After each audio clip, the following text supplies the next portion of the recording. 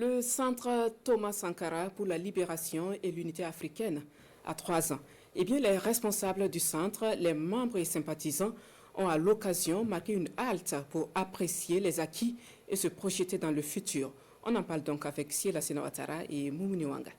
Il faut que l'Afrique arrive à s'unir. Plus on est unis, plus on est efficace. Ibrahim Traoré, panafricaniste et président actuel du Burkina Faso. Des slogans et des récitations qui rappellent la période révolutionnaire au Burkina Faso. La prestation s'observe au centre Thomas Sankara pour la libération et l'unité africaine au quartier Sissin de Ouagadougou, devant un public aussi admiratif que nostalgique. Pionnier. Osez lutter, savoir vaincre. Salut pionnier. Vivre à révolutionnaire, mourir à révolutionnaire, les armes à la main, la patrie ou la mort nous vaincront.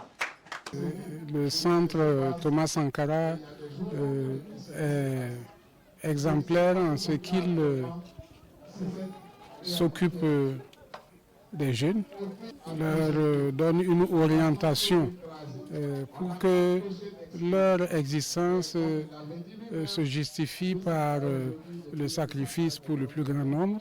Le centre Thomas Sankara fait de la libération du continent son cheval de bataille. Mais pour y arriver, la formation idéologique et politique est un élément central.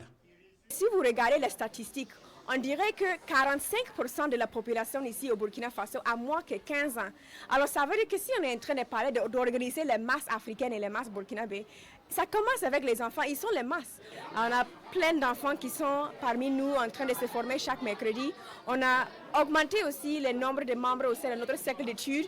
Cette cérémonie qui consacre la 3e année d'existence du centre réunit anciens pionniers, membres des comités de défense de la Révolution d'août 1983, autorités administratives et représentations diplomatiques, mais aussi des acteurs de la veille citoyenne des pays de l'AES.